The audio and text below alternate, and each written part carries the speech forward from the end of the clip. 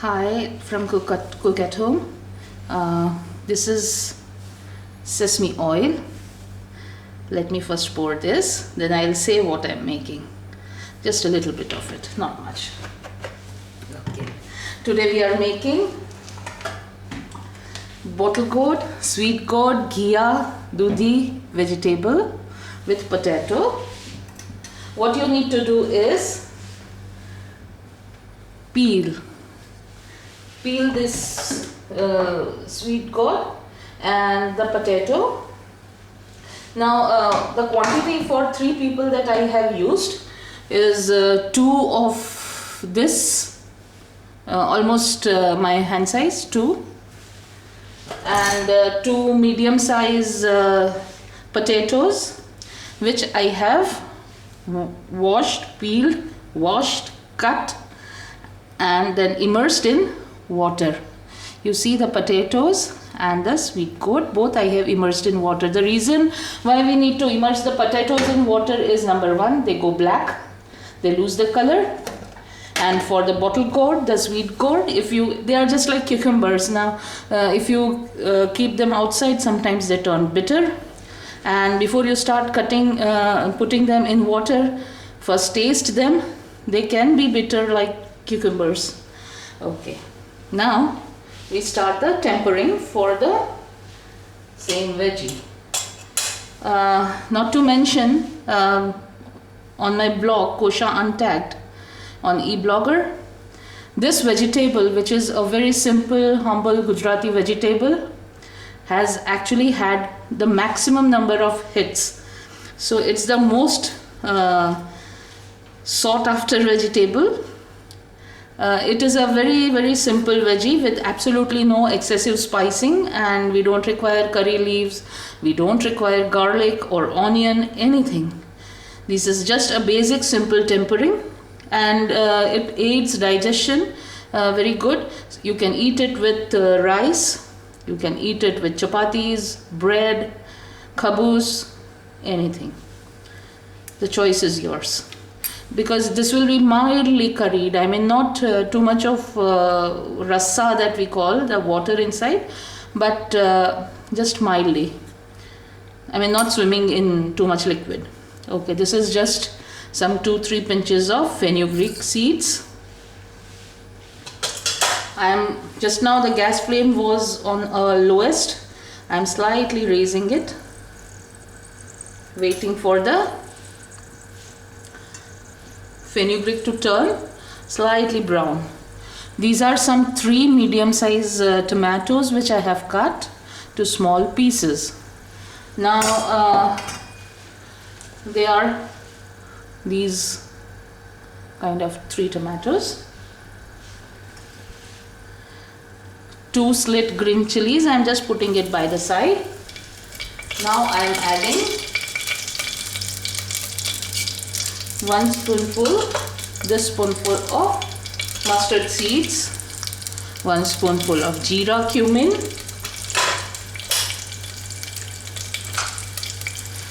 3 dry red chilies.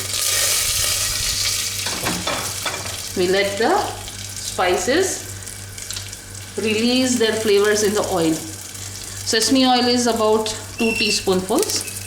A nice heaped spoonful of asafoetida,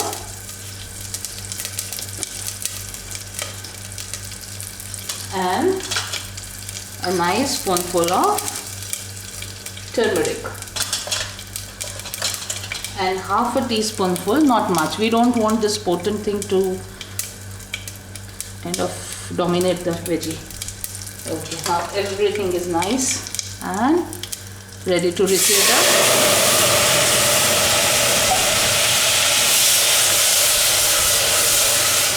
tomatoes. Now I am putting in the veggies. Now it's back.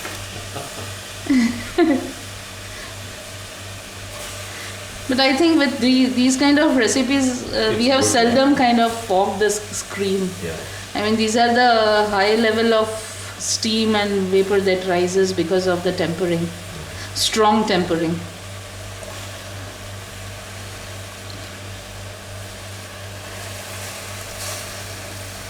If you are afraid that things will char or burn or anything, lower the gas flame. It might take a little extra time for the spices to start crackling, but I mean the results are going to be beautiful. I mean nothing is going to ruin the food.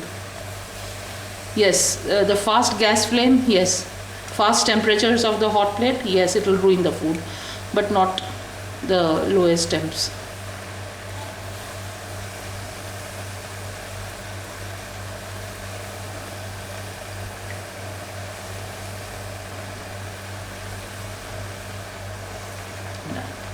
Now it's salt time. Salt to taste. I am adding this spoon, 1 and 2. This is the rock salt. And now because the tomatoes has their own waters, the sweet gourd has its own waters, we are not going to add too much of water. So it's just going to be half a cup.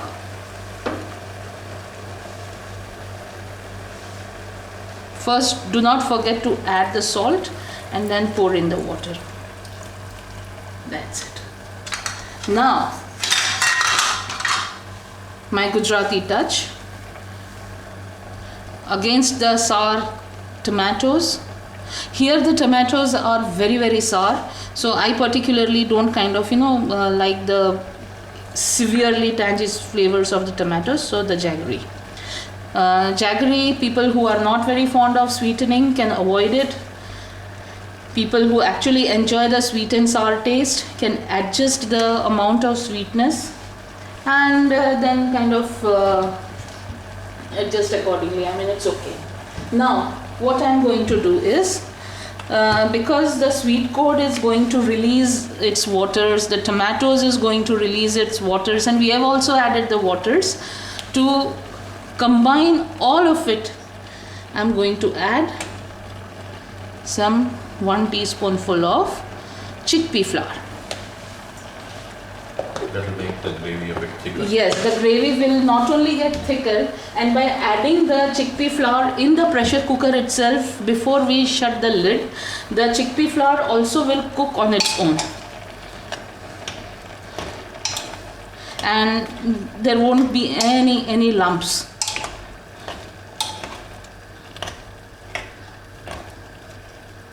You like the gravy thicker, you can add another teaspoonful of the chickpea flour. And once you when the veggie is done and you open the pressure cooker lid and you find that the gravy has turned out to be slightly more thicker than you wanted, you can just pour in some little bit of water according to the requirement. That's it. So now we are going to time for tasting. Perfect. And now goes the pressure cooker lid. 2 whistles, not more. The gas flame is on medium, not high, and we let the veggies cook nice and proper. Anyways, potato and the sweet gourd are the very soft vegetables, so they cook really fast. But pressure cooking ensures that nothing is left raw, or it gives a bite in the mouth. We want this veggie to go really nice and soft and mushy, and yet the cubed veggies remain unbroken, whole, and are fun to eat. So now let's wait for the 2 whistles, and then we will wait for the pressure cooker to cool down on its own, come down to the normal temperature, and then open the lid. Now the pressure cooker is all cooled down. I will open it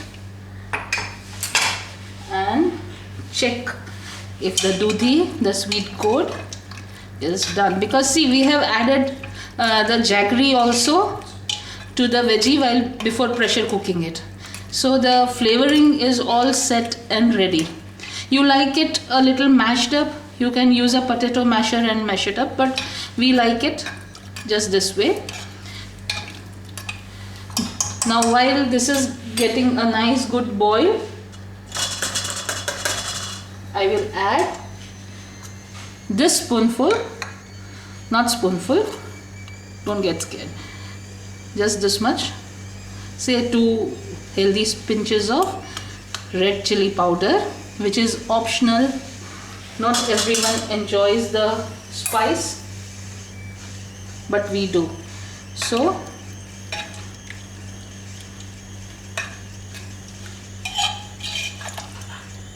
this is it. And if you observe, the gravy or the rasa or whatever you want to call it is a tad thick because of the chickpea flour that we added in this. And you don't spot any chickpea flour, any signs of the chickpea flour. It's that secret ingredient which kind of not only enhances the flavors but also gives a nice look to the veggie. It's a guarantee from my side that people who don't enjoy this veggie also would start eating this if you make it my way. I tasted it. The flavors are all good. Jaggery, the sour of tomato, everything is nice and properly balanced. So it's good to be served once it gets a nice boil.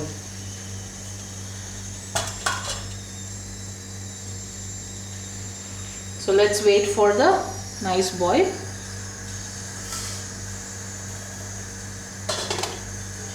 You can add cilantro, that is kothmeer, dhania, for garnishing, but I don't like the flavor of cilantro in this because it tastes just as good without all of those. This is a very rustic, simple kind of veggie. So you don't actually need all the fancy ingredients to kind of make it beautiful. The beauty is not in the looks but in the taste for this veggie. See, now I am turning off the gas and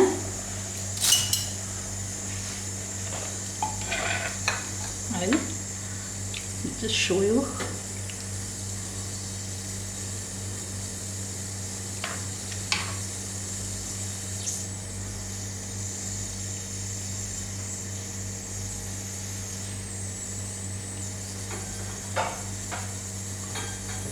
This is how it is served.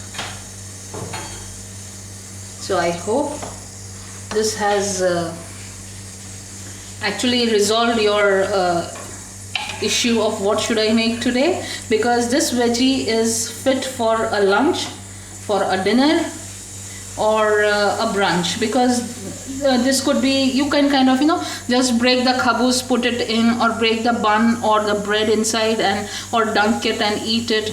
Or you can eat it traditionally, the way I made those rotlas.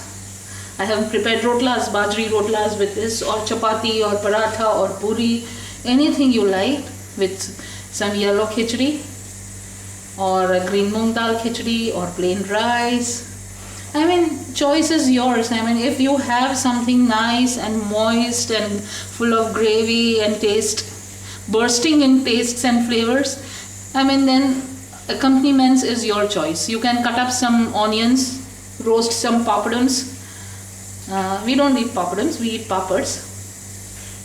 And cut up some onions or some green salad, Greek salad. Anything works with as a side dish with this, and some rice or khichdi or even broken wheat, that is the bulgur. You can steam it, or couscous also goes very well with this. Just have fun, because cooking at home is fun. So do cook at home, enjoy, and bye till the next segment.